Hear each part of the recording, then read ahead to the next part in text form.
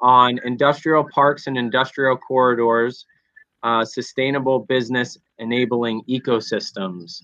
My name is Michael Green. I am with the firm Sonomas Ford based out of Washington, D.C.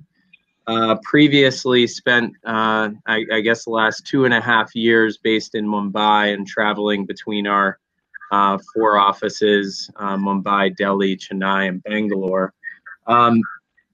Earlier this year, we sponsored Trade Winds, which was the largest delegation to India, sponsored by the U.S. Department of Commerce. It had a whole range of different companies, mostly medium-sized companies, looking at the India market for export opportunities and opportunities to grow their business. One of the sectors that I saw where there was kind of the most interest was U.S. technology companies built towards providing sustainable environmental technology to India, and specifically to India's manufacturers and the industrial build out that we're seeing that's being driven by the current Modi government under the Make in India banner. So the real premise for this webinar was to bring together a range of different experts to provide you different perspectives as to what's happening in this space and how U.S. companies can benefit. So I'm really happy to have Sanjay from Mahindra World City, Hitesh from USIndia Business Council, Arup from the U.S. Commercial Service. And what we'll do in today's agenda is allow each of them to speak. I'll pepper them with questions. I would really encourage you all to send us your questions. There's a chat box. And what I will do is kind of field those questions at the end of each presentation. For those of you who have kind of logged in, I'll also lead you all through throughout the presentation through a brief presentation which hits some of the larger points. So with that, I think again, the context and the backdrop is, we're seeing a lot of build out in India on the industrial side. Geopolitically, more and more companies, especially U.S. companies, are looking for alternatives in Asia. The Modi administration has come back into power, and most recently is making kind of reforms in the tax and regulatory space to make it a more attractive market to manufacture and to increase companies' footprints across Asia. So with that, I will first turn it over to Hitesh Jain. Hitesh is based out of USIBC in India, the US-India Business Council. And Hitesh, maybe I can just turn it over to you to provide a little bit more information on USIBC, and then we can get into some of the questions. Thank you, Michael. I'm very glad to be here, and thank you for having me. USIBC, which is US-India Business Council, within the US Chamber of Commerce and under USIBC President Nisha Biswal's leadership. Our membership spans continents, markets, and cities across the globe, with more than 250 current members. We actively engage new market and advance cross-cutting initiatives through our Washington, D.C. and New Delhi offices, as well as a strong presence and network in Mumbai, San Francisco, Boston, and New York. Within the US-India relationship, growing rapidly outside the traditional DC-Delhi corridor, our focus is on impacting both the local and the global. With this aim, we focus on connecting members with governments, industry, and key stakeholders within both countries. USIBC is the most trusted and bankable voice of industry, with proven track record. We help instill confidence, empower trust by servicing the US-India trade corridor, helping members mitigate regulatory and policy risk, navigate trade complexity, enable market access, and build bridges of trust between people, market, and government administration. Thanks, Hitesh. In terms of, I think USIBC has a very good perspective in terms of the overall investment climate. So how would you classify India's investment climate against the global backdrop and, some of the slowdown we've seen, particularly in different parts of Asia? That's a great question, Michael. India has been quite a hot destination for investment over the past few years, and more so in coming few years' horizons. In the fiscal year 2018-19, India attracted $44 billion in inbound FDI. This is capital that chooses target destination freely. In the same period, Vietnam attracted about half of that, though for a fair comparison, these numbers should be adjusted for relative economic size, etc. They point to the fact that India is an attractive investment destination. On other parameters, the global and domestic indicators may look weaker today. There can be a chicken egg type of an argument, what came first, the slowdown in economy or the slowdown in investment. But these reinforces each other. Given the high capacity utilization levels in many sectors, the need for smart sustainable infrastructure, and given the low penetration level in so many consumer categories, I believe that India will remain a very attractive place to do business. This slowdown, we should not ignore it, but we should also not get overwhelmed by it, rather than look at it through the lens of opportunity and partnership between US-India corridor.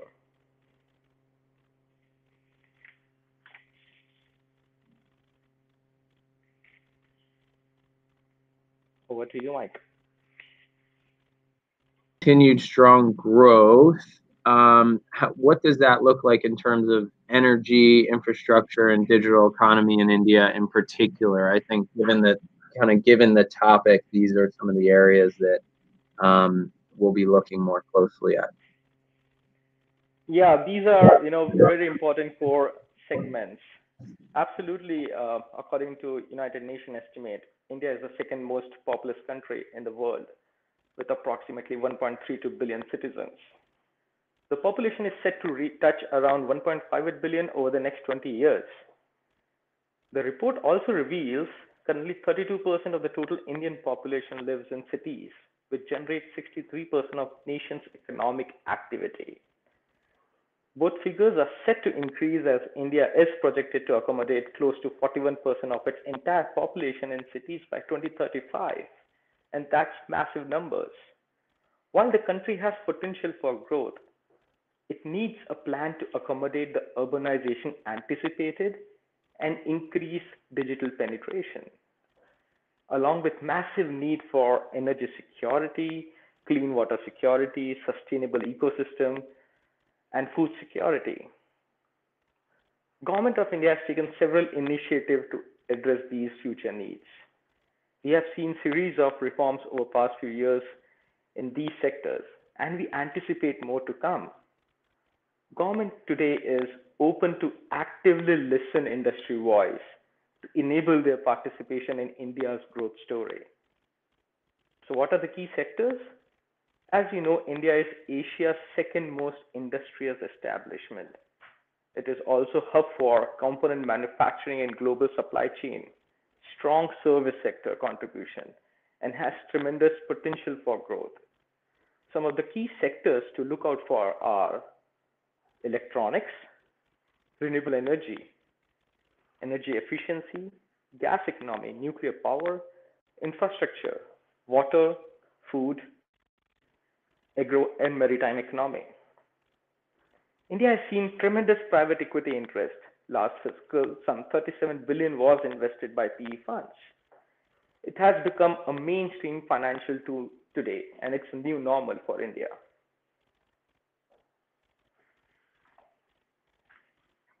Terms of the reforms and this new government, I mean, what are the policy? What are some of these reforms that you're seeing that you want to highlight to the audience, and that are kind of contributing to this the increased investor interest?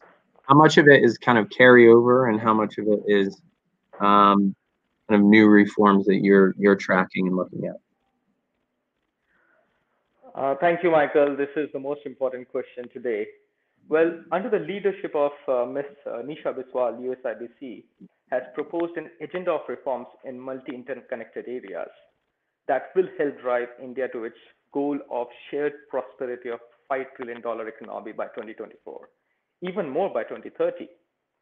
To begin with, one should be clear that there are different end goals based on Horizon 1, 2, and 3 timeline. If the end goal is 5 to 7% or so growth, which I believe is India's natural fighting weight, then we need to ask how to get the hygiene factors out.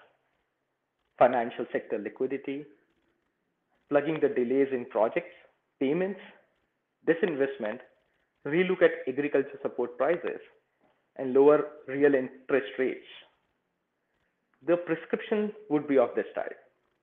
However, if one wants to go into a different orbit, say 10% growth for the next decade, much like what China has achieved, then merely sorting out the hygiene factors will not be enough. Incrementalism and tactical views will not take us there. We'll need fundamental and strategic changes. The policy prescription then would be that India needs to be part of more free trade agreements, which it needs to negotiate and shape to its advantage. India needs to invest in physical infrastructure for better inventory turnaround. Productivity, scale, efficiency, digitization are the bedrock of economic growth today. Manufacturing competitiveness, disinvestments, sustainable infrastructure, and industrial corridors should be immediate priority. In last few years, we have seen great number of positive reforms. Still needs some big and bold reforms for achieving Horizon 3 goal, that is 10% growth for next decade. You see, India is going through its own J curve of growth. US companies are looking to diversify manufacturing operations, R&D investments, digital services, and expanding into new market for double-digit growth in volume and revenue. This opportunity of diversification is presented in every 10 to 12 years of cycle. India is uniquely positioned to take advantage of this global transition and bring home these opportunities. Today, MNCs also understand that having set a base in India would not only enable them to serve global trade corridors, but also get access to Indian markets. What is needed is strategic planning, due diligence, consistent follow-up, and perhaps most important, patience and commitment. And at policy and regulatory level, what is needed most is transparency, stability, and predictability for a period of 10 to 15 years. There are many Indian companies who want to establish base in the US. Both sides of the geographies are going to enjoy the new form partnership. At USIBC, we are glad to enable constructive dialogue between the US and India, enable market access for our member companies, and be the most trusted and bankable voice of industry. Thanks, Hitesh. I really appreciate those comments, and I think USIBC really has played a strategic and leading role, even when things weren't as going in the direction, the positive trajectory that they're going in now. Kind of playing a leading role in having industry, support the relationship and taking it to a new level. I know the defense isn't a part of the today's webinar, but defense trade is up to, I think, about 15 billion now, which I think is a testament to the amount that the countries are kind of committed, both strategically and commercially, to each other. Your point on the free trade agreement, that's really interesting, and we're tracking that as well. The Commerce Secretary Wilbur Ross was recently in India, and I believe talks are ongoing in and around the trade agreement. So now what I'd like to do is turn it over to Sanjay from Mahindra, and Sanjay, in terms of, be really interesting to hear your perspective from Mahindra Origin's point of view, and how are you grappling with the growth and supporting your clients as they look to move into the Indian market or expand upon what they're already doing there. So Sanjay, over to you. Thanks, Michael. Good morning, good evening, everyone. Thanks, Michael and Hitesh, for setting it up. As Hitesh talked of, I think while India has been planning to be a global manufacturing and services hub for a long time, and we have been working in this space for more than 2 decades, the good thing is there are significant positive factors coming in, which is creating an accelerator and is setting up a platform very naturally for a whole host of multinational corporations from US and across the globe to leverage it. So if I just pick up 2 of the points what Hitesh mentioned, the fact that if India has aspirations to move from a 2.7 trillion to a 5 trillion economy in about 5 years, and then by 2030 to move to a 10 trillion economy, it clearly manufacturing has to give a significant acceleration to that.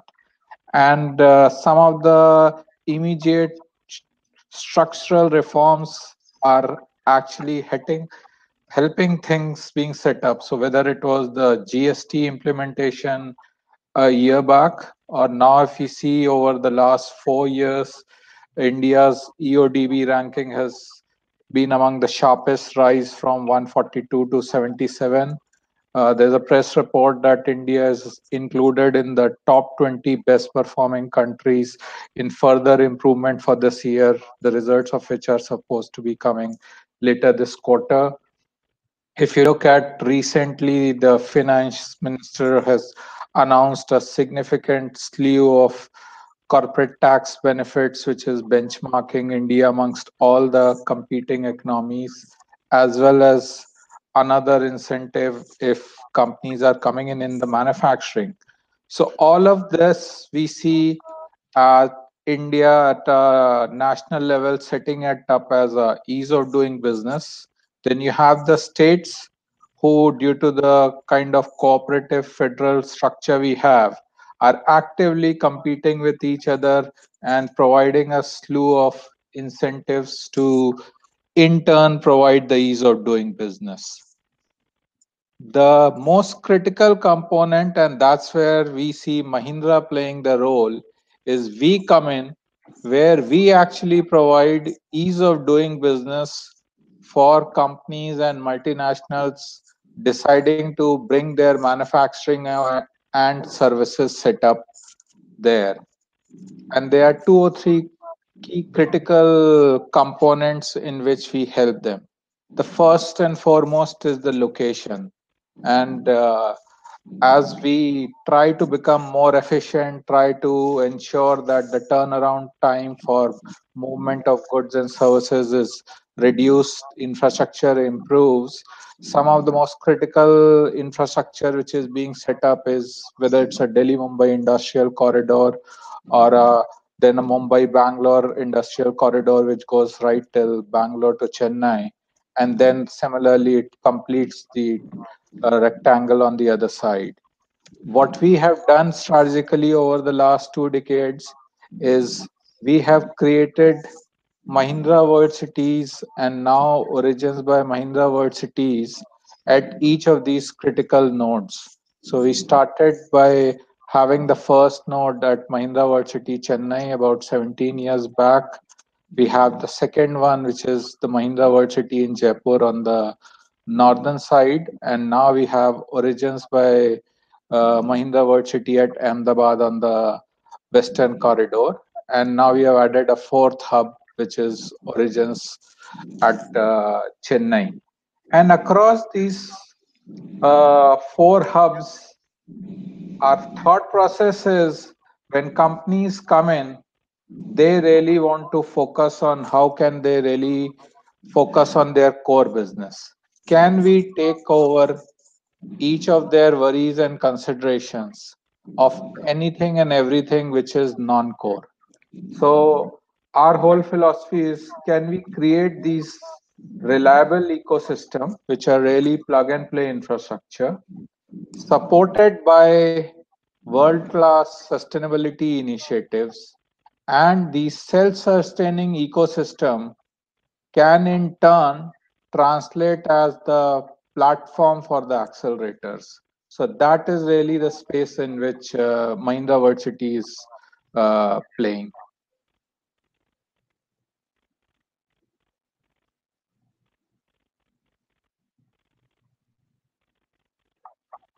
Maybe if you could just go into a little bit more detail in terms of, how are the parks and how are these corridors different from business as usual in India, both for those who are looking to invest and kind of set up their own shop, but also for exporters. So is Mahindra Origins a potential nodal point for cutting edge technologies that you're providing to your clients who again are just focused on their core and want to have a very sustainable, efficient operation in India?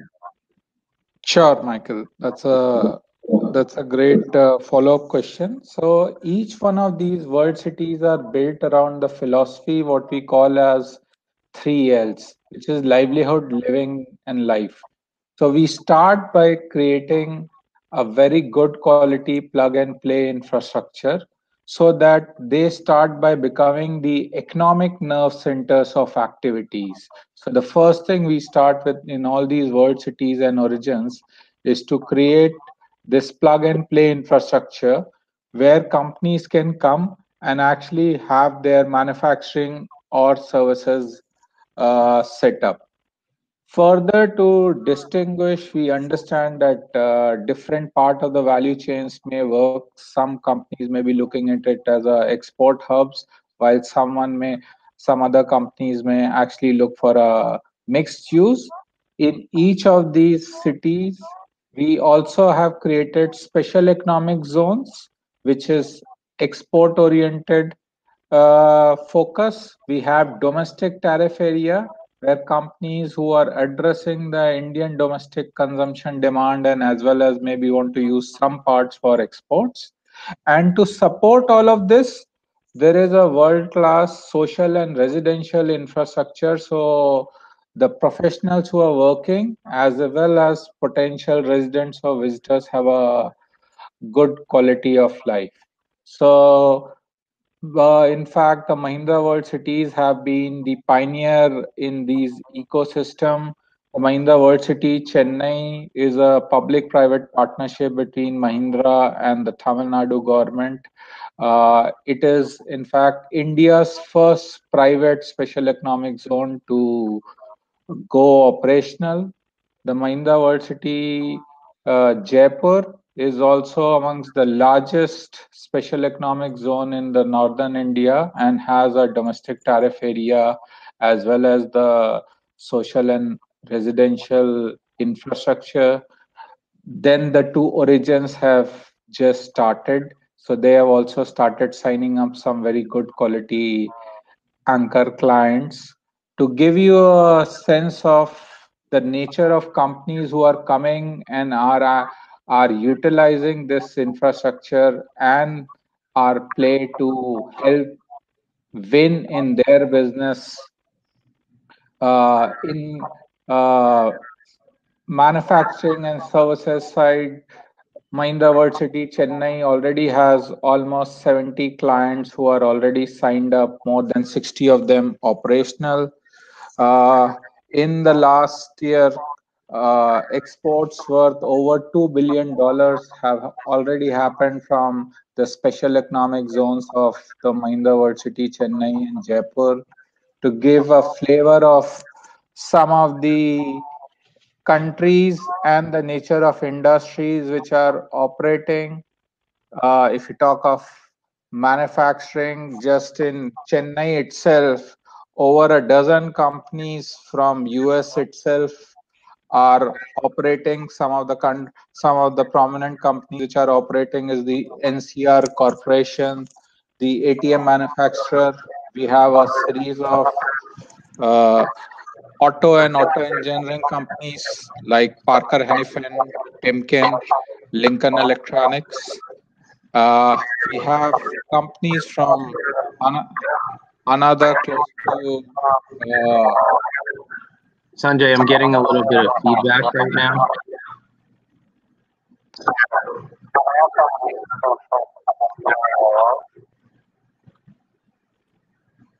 Thank you.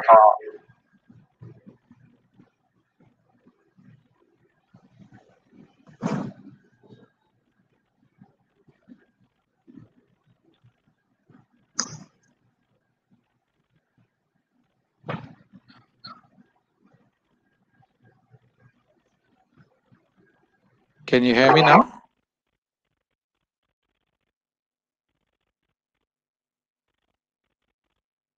Hello?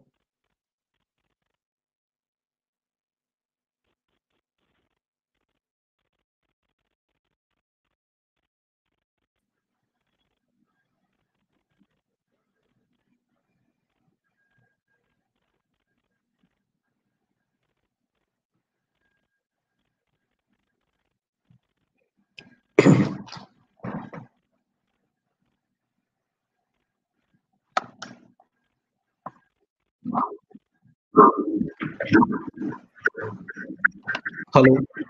Sanjay, we can hear you. Okay, great.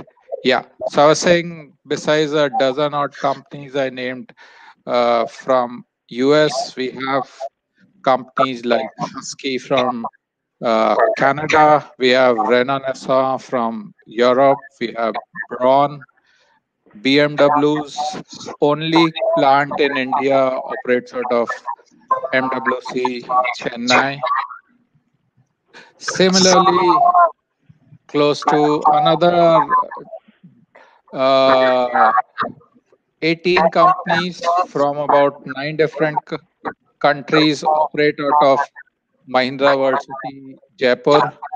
So Ball Corporation, which is US's number one can manufacturing company, is setting up a true Make in India plant at Jaipur. We have JCB, the UK heavy construction equipment, have made their second largest plant anywhere in the globe, largest outside UK at Jaipur. We have a Porto, which is a Brazilian ATM manufacturer, set up their only plant outside Latin America, 100% FDI out of Jaipur. And now the new origins also which are coming up, we are seeing a series of partnerships. So in fact, the Origins Chennai is set up as a 60-40 joint venture partnership with Sumitomo. That is accelerating a lot of Japanese investments to already come in. We have two clients, Yanmar Diesel Engines and Nisei Electric, again bringing in their global expertise and starting their Make in India. And the same thing we are also seeing now with at Origins Ahmedabad, which is now in partnership with IFC. The other important thing what we do is all of this is planned with a very well thought out long-term infrastructure and services. So the other critical benefit which companies get and the reason why they choose us is since all the other infrastructure and services are planned, it adds significant advantage in going faster time to the market. So we have seen companies whose time from start to the point where the first phase of the operations goes up getting accelerated on an average by about 18 to 24 months compared to any other place, and that adds significant advantage in the return on investment and the time to market. The third thing, all of these systems have also got a significant amount of soft skill based ecosystem built in. Just to give you an example, at Mahindra World City, Jaipur, we have got India's most unique Indo-Swiss joint ventures, which is creating a most unique India's dedicated skill development university. So that's ensuring that you have the ready resources available not just for today, but you can also move them over the next few decades. And then similarly, some other value added services come in. And the fourth very important aspect, increasingly clients from US as well as the other places are becoming extremely conscious of what is being done, whether the development and sustainability, both of them have to go hand in hand. And therein again, the world cities actually have been the pioneers. In fact, the Mahindra World City Chennai was the first integrated city across the globe to together partner with World Green Building Council of US and Indian Green Building Council to help them co-create the norms for green building, green cities, and was actually the first certified one. World City Jaipur has gone one step forward and, in fact, was the founding member of the Clinton Climate Initiative and is now Asia's first and world's largest project to reach a climate positive development program stage 2 3 years back. And that has been recognized by Michael Bloomberg, who is the chairman of the initiatives. So what all of this brings it together in a nutshell is we see ourselves these days, the most popular term is, can you be a platform of something? So whether it is a Uber or a Airbnb or anyone else. So we see ourselves as we are the platform for actually creating this industrial ecosystem. And based on our capabilities, industries and services come in, are successful, and for their whole host of needs, a lot of other service providers also come in and make the platform reliant and as well as the accelerator. Sanjay, in terms of that last point that you made, I want to spend a little bit more time with that. So in terms of the suppliers and maintaining the high standards of the industrial parks from a sustainability perspective, is Mahindra supporting their clients to identify suppliers globally that can help them reach those goals and attain those certain metrics that they're looking to hit? Or how does that, or are each of the clients, each of the companies coming in doing that on their own? Because a lot of the companies will have their own kind of vendor networks, but to what extent is Mahindra supporting from the supplier and vendor network perspective? Sure, Michael. So I think what we are doing is two things. One is we are specifying standards, which is like a common minimum program. So in that case, we ensure that the processes are well defined. There are no extremely polluting industries of any kind which are there in the park. even if the companies are coming in who has certain processes, we are actually setting the standard so that the effluents are treated and the water discharge and other things are met. At the second level, what we are doing is that we are setting some of the best practices, with whether it is in terms of energy management or renewables as a source of energy, efficient water, electricity management, smart city elements. And we in turn also share the measures which are being taken by us with many of the companies. As you mentioned very rightly, some of them have their existing vendor ecosystem to whom they prefer to get the execution done. Some of them in turn have also used the best practice vendors whom we have brought to table to help them execute with their plan. So it's a mix of both.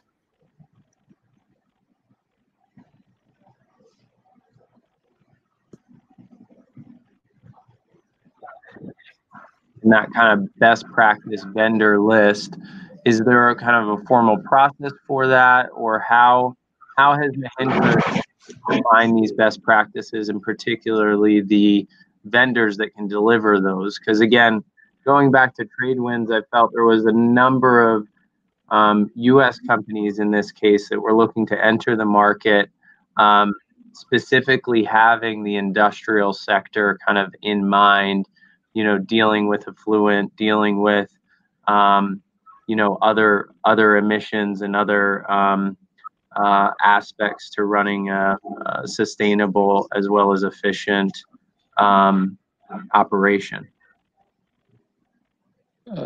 Sure, Michael. So I think there are two ways. One is because we are setting the standards, hence we are also defining what is required or what are the initiatives required to reach those levels. So if, as we have reached the climate positive development program stage 2, it means we have come up with a carbon neutrality roadmap which where the initiatives are identified and actually approved. So when we have those specific initiatives related to energy management, related to wastewater treatment, related to water recycling, related to renewables determined, we do go and seek out the best in class partners who may be offering those solutions.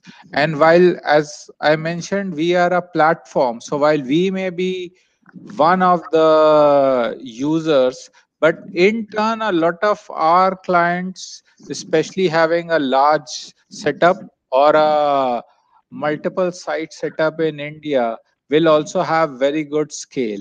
So in that case, what we have seen is many of the companies, including from North America and even Europe, who have come and had these discussions. There are two very clear opportunities for these set of companies.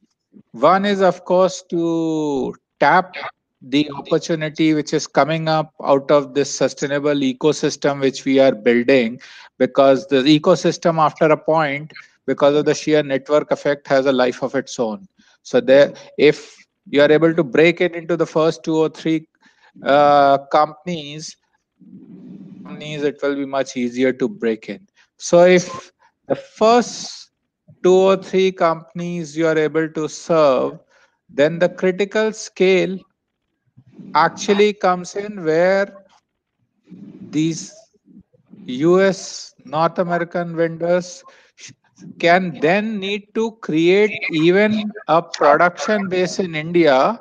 One, to lower the cost of services, because as you know, India is an extremely price conscious market.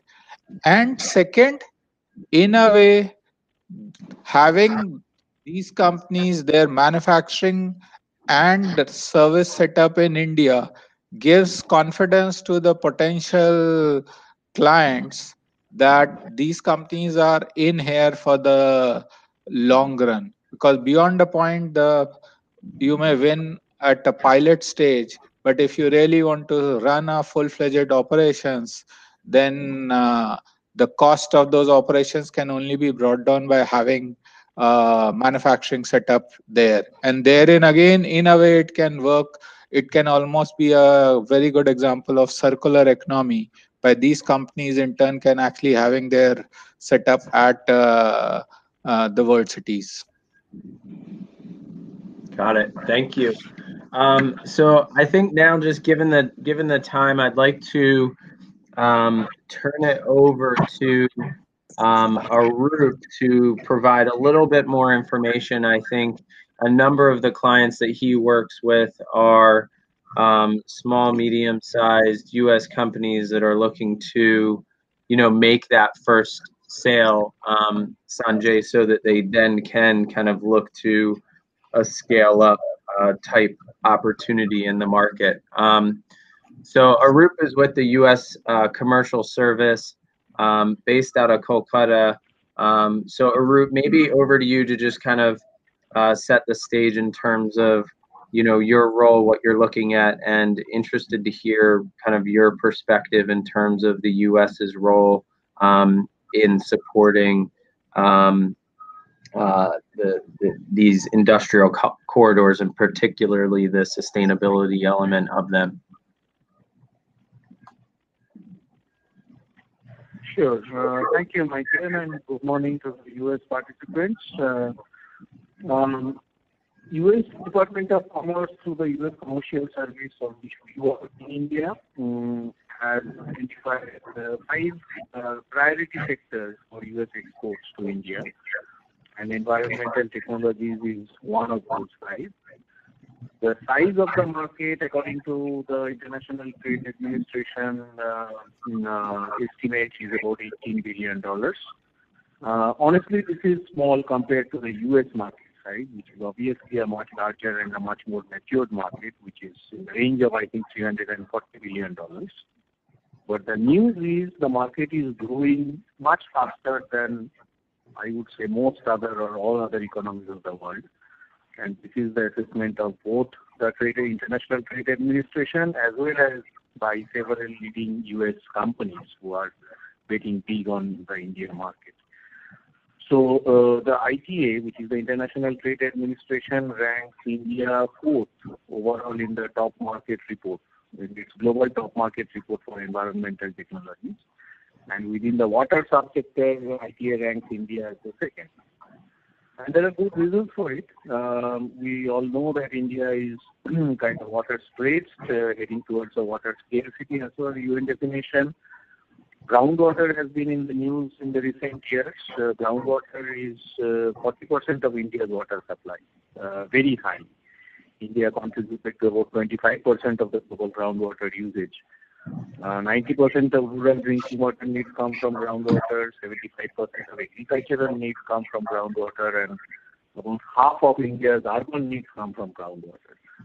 So when groundwater runs out, which is going to happen soon, according to government reports, 21 major cities, including all the big cities, are racing towards zero groundwater levels in the next few years. And in fact, in Chennai, we saw almost a huge scarcity this year. It's going to affect a lot of people in the country, and obviously it's going to affect the industries as well. So government is taking good steps. There are several initiatives to shift the usage to surface, and for example, there is a project of the government which is called Namami Gange, translated as Worship the Ganga River, with a very ambitious target of cleaning up this fairly polluted river in the next 2 years, which components include sewage treatment and effluent monitoring. They have taken a target of 300 projects, out of which 98 projects are completed with an expense of nearly $900 million. And there are other projects in the pipeline. So India on one side is looking to supply more water, but on the other side, relevant for today's discussion, it is also trying to improve the water efficiency, reduce leakages, reuse and recycling, and that's where it connects very directly to the industrial park and industrial corridor infrastructure of the country. Just the industrial process water and wastewater sector is estimated to be about $2 billion, and this sector is growing at the rate of 20-25%, which makes it a very attractive market for US companies.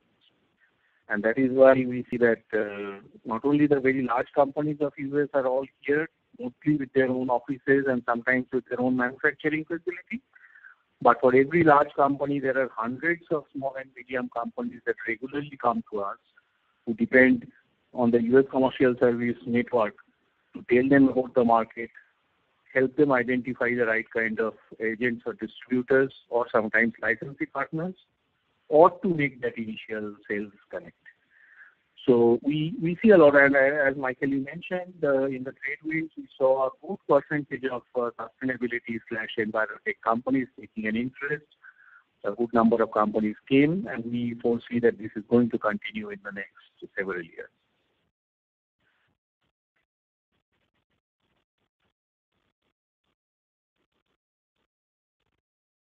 I guess what aspect or what area do you see in terms of where there's greatest synergy between the expertise that U.S. companies can bring and some of the challenges and the opportunities that are presenting it themselves given the growth and given that more and more companies are looking to establish a footprint in the market? Sure. The export opportunities for American companies, both industrial waste management and wastewater treatment are several. We see great opportunities for US envirotech companies in areas such as engineering, design, and construction, supply of critical elements of water infrastructure such as membranes, reactors, reverse osmosis systems. Zero liquid discharge is of great interest, and that is absolutely a big relevant theme for the industrial parks. Obviously, it reduces the demand for fresh water, reduces the cost of using common infrastructure, and also makes it much easier to get environmental permissions. So ZLD, which is the zero liquid discharge process, is of great interest. Of course, it has its own challenges, like each system has to be unique. There is a fairly high energy consumption, but still there is a lot of interest in that segment. Also, for industries which have the airside problems, the US technologies that have great export potential are, for example, for the power sector, the flue gas desulfurization systems, also the ambient air quality monitoring stations, the industrial emissions monitoring systems, continuous emissions monitoring systems, waste to energy technologies. These are just some of the subsectors which has great potential in India, and we see companies of these capabilities regularly working with us or approaching us for market insight.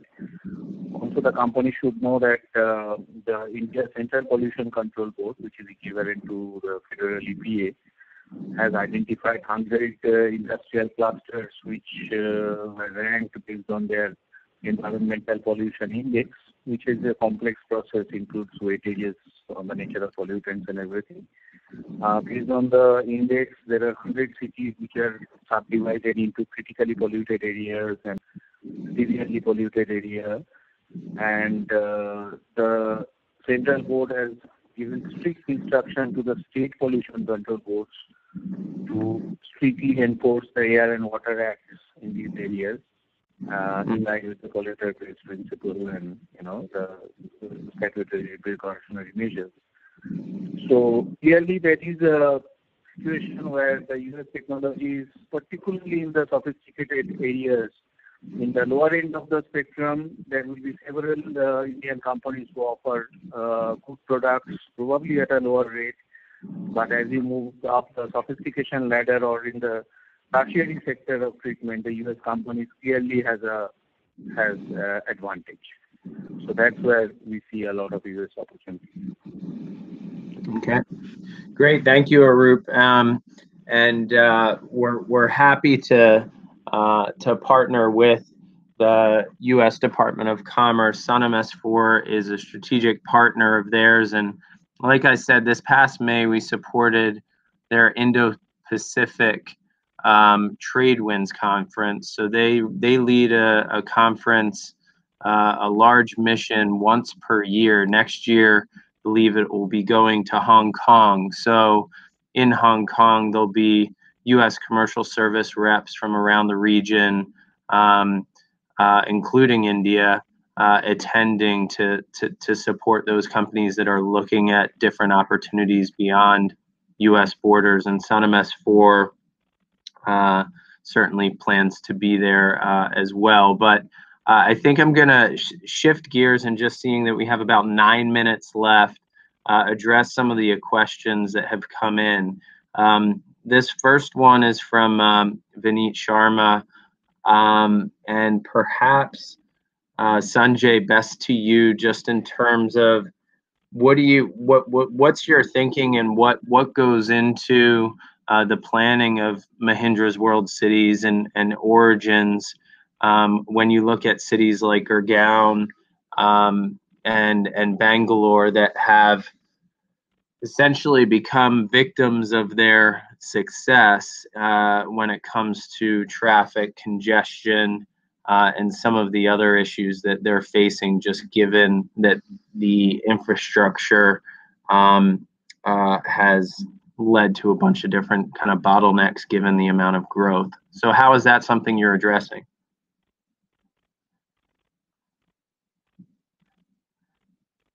Vineet, in fact, the whole philosophy or our vision for making these world cities an origin tries to address this as the core issue. In fact, our vision is that how can we transform the urban landscape by creating these sustainable communities. The fact that today all the jobs exist in some of the large cities, but people spend 3 to 4 hours of their life continuously commuting and constant pressure on infrastructure. So our whole philosophy behind building these world cities has been that can we create these well-designed ecosystem which are self-sustaining to the maximum? And while there is a need to have a good quality job or economic activity, in addition, people have a very good quality of life by staying within nearby premise, can walk to work, kids can actually walk to school. All the facilities are well planned. That has two advantages. One is it improves the quality of life for the professionals, residents, and the visitors. Secondly, it has a tremendous positive impact on the pressure on infrastructure in some of the large cities you referred to, and also create a very sustainable ecosystem. So both these world cities have well-planned cycling tracks. Two of them already have facilities where there is a e-transport which is running across all the key hubs.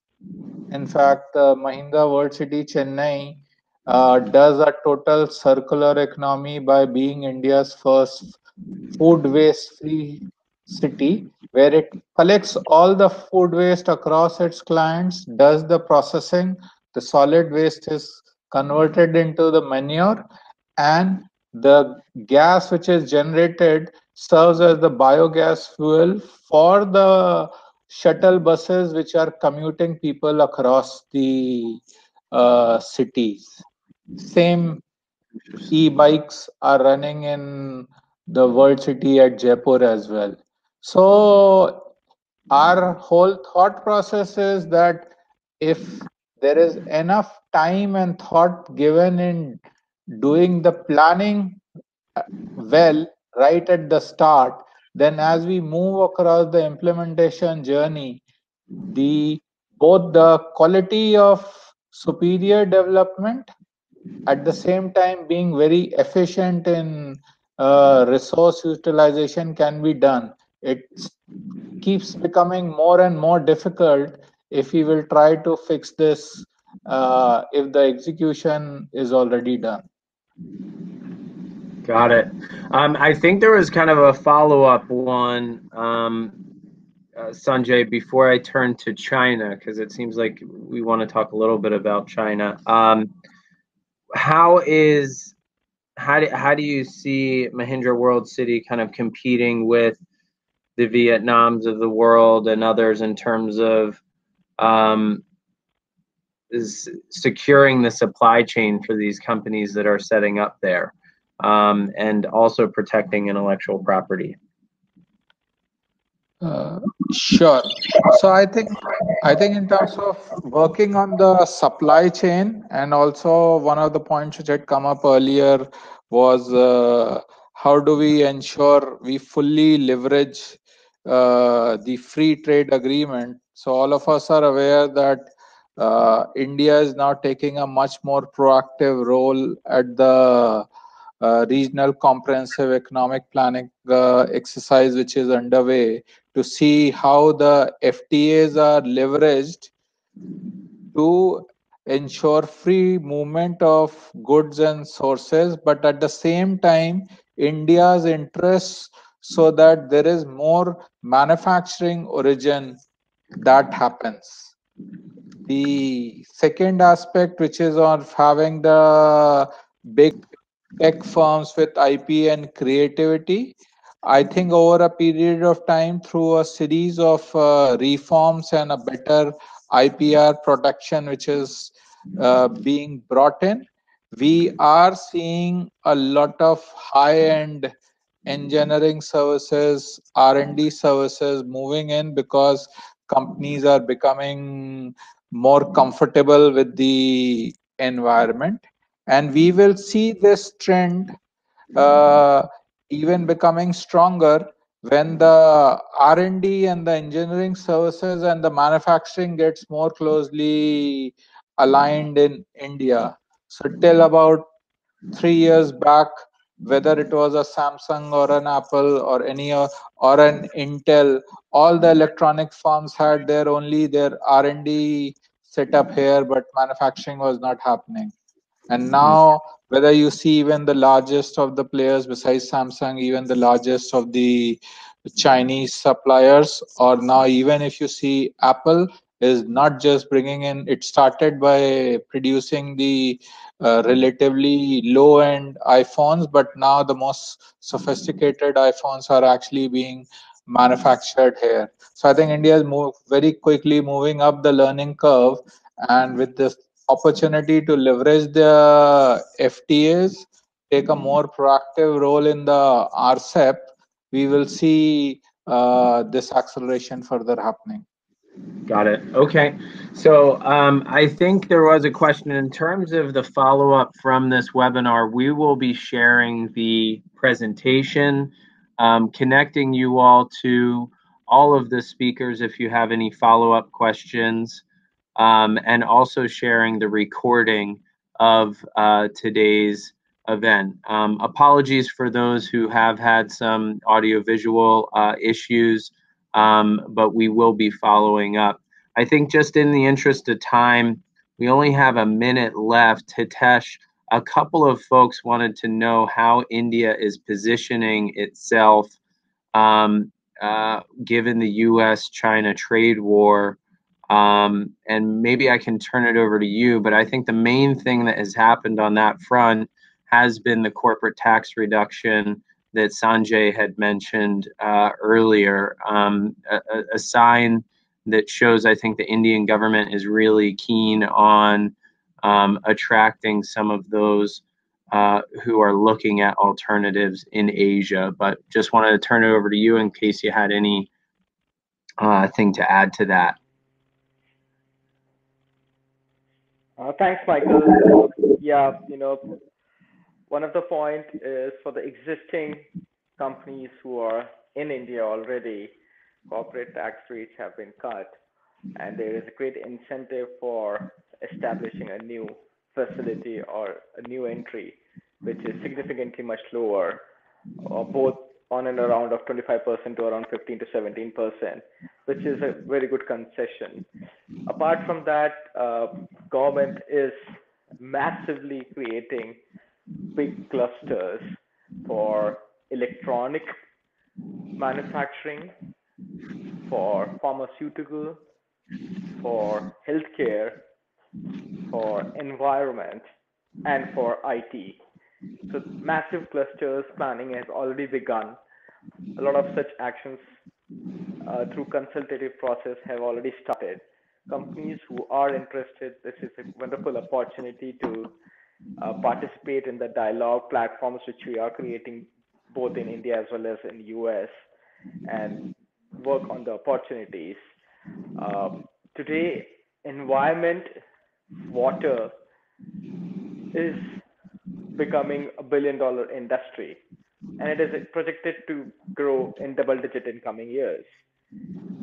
All these sustainable business parks which are coming up, or the residential sectors, they need good quality air, clean drinking water, and clean room.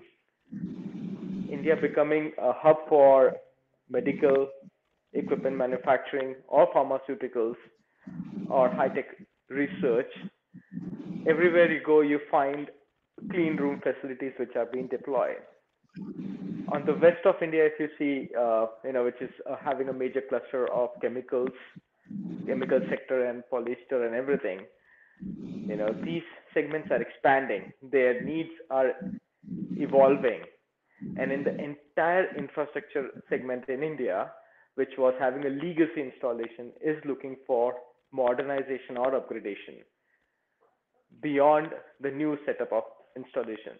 All this put together, I see a great opportunity, and many companies, like I said, are looking to diversify from existing base to a new base, where definitely they get tax benefits. They also get access to a larger market, and which also is a part of global trade corridor. So India is well positioned. I mean, the sleeves of reforms which government of India is creating, I'm very optimistic. Uh, in next 1 to 2 years horizon, India is becoming one of the favorite destination of manufacturing. Uh, and the migration we are already seeing happening. Many of members are coming to us, and we see a great opportunity for that. Thank you. I do realize we're over. Arup, Sanjay, do you have kind of any final comments to make? Again, I'll be following up directly with all of the participants in the coming days. I just want to thank you for organizing this interaction, and I'm happy to answer any specific questions from any of the participants in the coming days.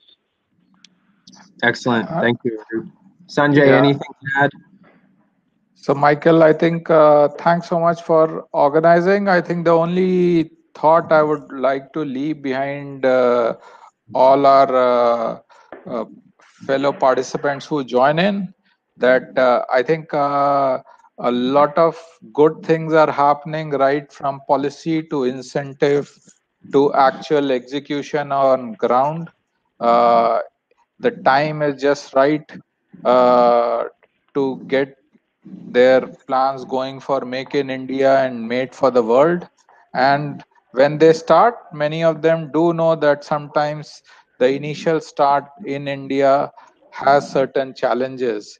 But I think we are in that window of time where folks who will come in now, their upside will be much higher than any potential challenges. So I would like to invite all of them to come and make the Make in India happen.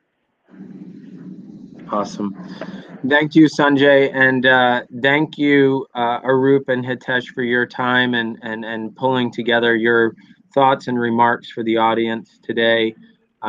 Really appreciate it. So, on behalf of the rest of the speakers, and on behalf of Sanam S4, thank you to those who were able to join us, and we'll be following up in the coming days, like I said, with the recording, as well as the presentation.